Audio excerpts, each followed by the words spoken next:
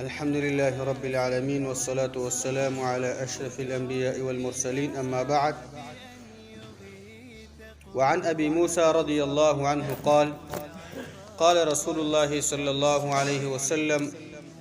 عودوا المريض وأطعموا الجائع وفكوا العاني. رواه البخاري. کتاب ریاض صالحین یوصلو سلور سلوختم نمبر باب شروع. باب په باره د مریض تپوس کولو کې.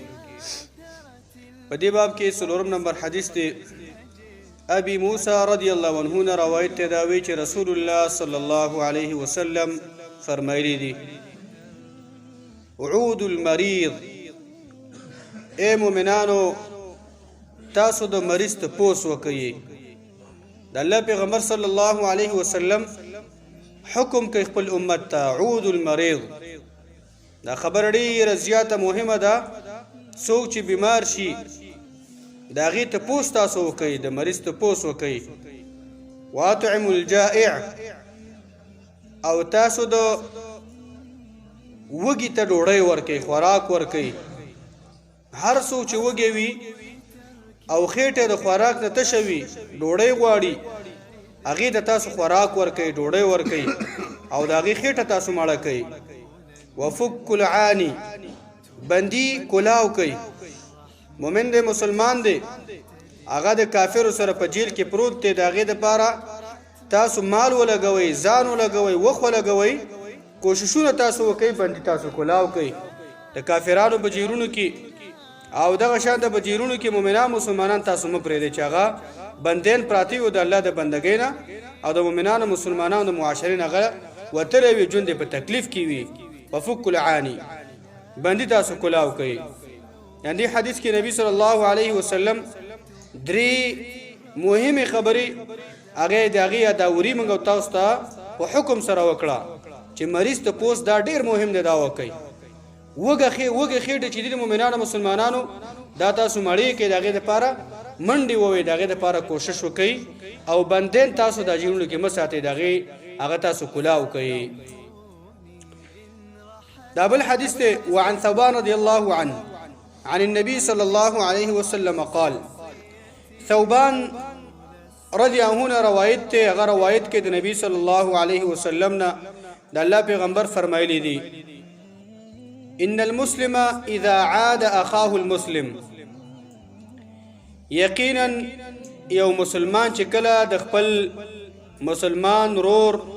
بیمار پورسی کوي، د هغې د مریضتیا تپوس کوي او هغې ته رواني، لم یزل فی خرفة الجنة حتی یرجع.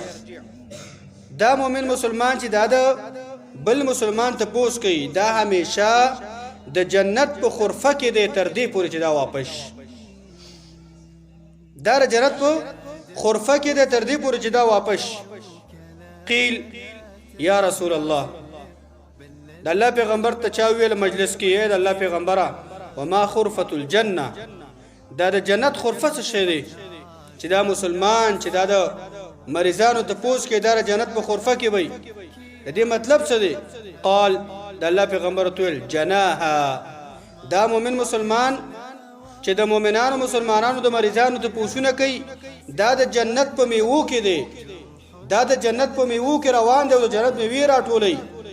د جنت میوې الله تعالی دې تابع کړي دي او دا د جنت میوې به چېرته میلاویږي؟ دا چې کله سترګې د دنیا نه پټې شي او زرکدنې ختم شي او دا وفات شي، دغه نعمتونه به الله به ورکوي.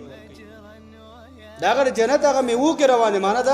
دا مومن مسلمان د جنت په باغونو کې روان دی، دا د جنت هغه مزیدارې میوې راشوکوي او الله تعالی دې تابع کړي، دا به الله تعالی ورته په جنت ورکوي. دا داسې وړه خبره نه.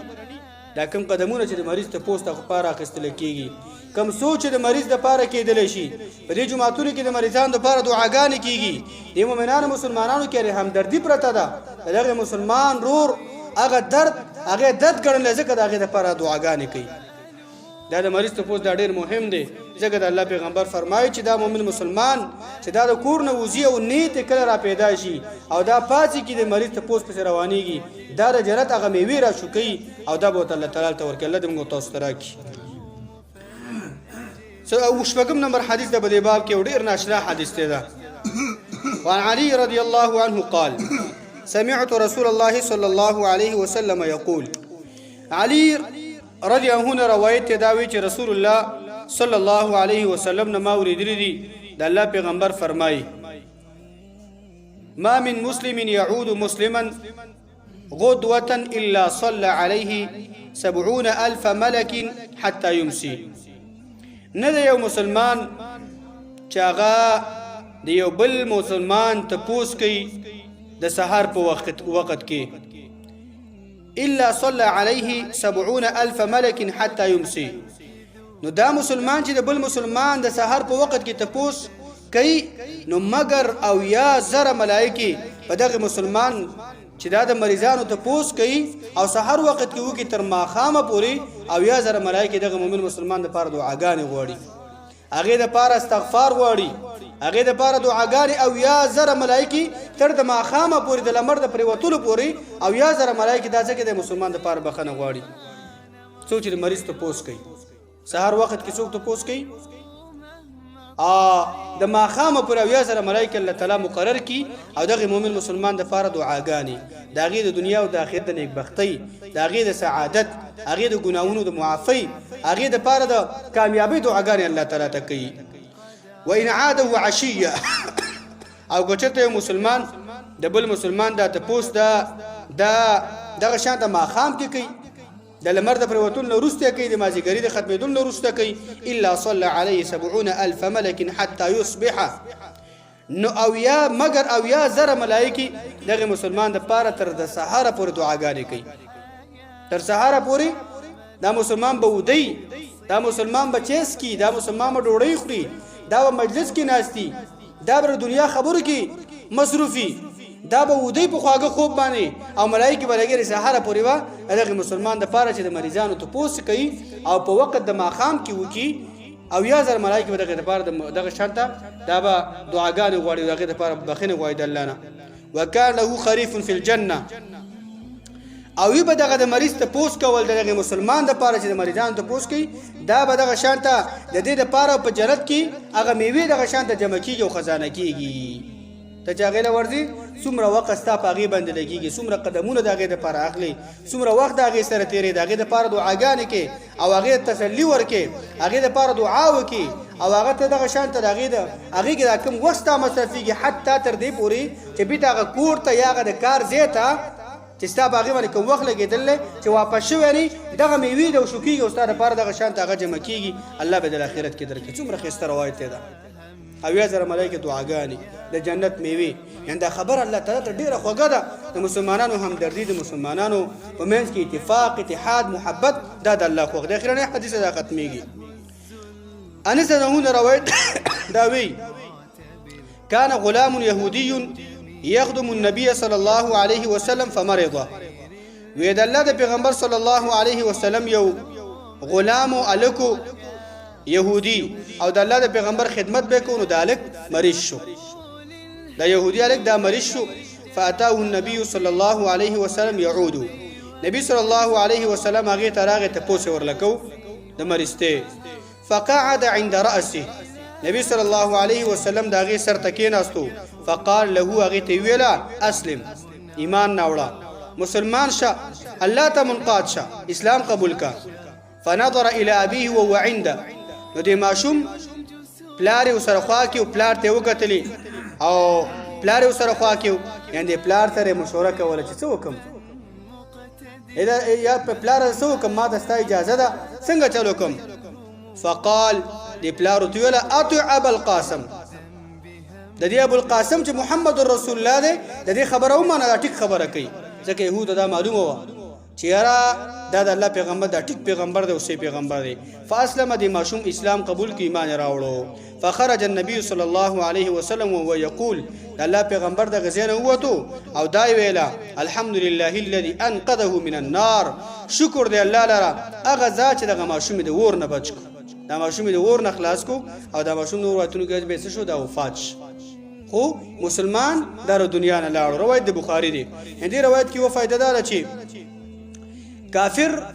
دا مسلمان د خپل کار د پاره استخدامول شي نیول شي خو دې کار چې هغه مناسب کار وي دې کار نه چې هغه دې یو کار چې د مسلمان سره لایق وي او تر لګي کافر دغه د پاره نشي دې یو کار چې د کافر د پاره لایق وي هغه مناسب وي او مسلمان هغه په کار کې لګول شي نیول شي خو په دې شرط باندې چې دا کار چې هغه به کې لګي داغه مکر داغه چل داغه فریب داسې نه وي چې هغه دغه شان ته د اسلام خطر ګرځي نور مسلمانانو ته د اسلام د ظاهرېدو یا د اسلام د کمزوري خطر دا به کې نه وي بل فائدہ به کې دا ده چې د مریض ته پوس کول اگر که کافر وي ستا په گاوند کې اوسېږي محارب کافر نه دی جنگ والا کافر نه دی خو یو ذمي کافر دی یو کافر د ستا په گاوند کې اوسېږي داغه ته پوس کول دغه شان دا جایز دي کې دې چې د ستا ته پوس کول هغه دغه د پاره د اسلام درولو سبب وګرځي ستا اخلاق هغه ته ښکار شي د اسلام چې کوم د شت ته وحشت ته دغه د زړه لوزي او د اسلام محبت الله ته ور داخل کی د کافر ته پوس کول دغه شان د مریض ته پوس کول دام جایز دي او دریم فائدہ په دې روایت کې دا ده چې اسلام دعوت کول اگر که کافر معصوم هم وي هغه تم کولای شي چې هغه اسلام قبول کړي او هغه د شان ایمان راوړي اسلام راوړي لکه څنګه دې روایت کې دا معصوم د الله د پیغمبر خدمت وکړو الله پیغمبر ته اسلام دعوت ورکړو هغه قبول کو نو دا شان دا هم جایز دي الله دې په ټولو خبرو متاسمو کو توفیق راکړي وصلی الله علی نبینا محمد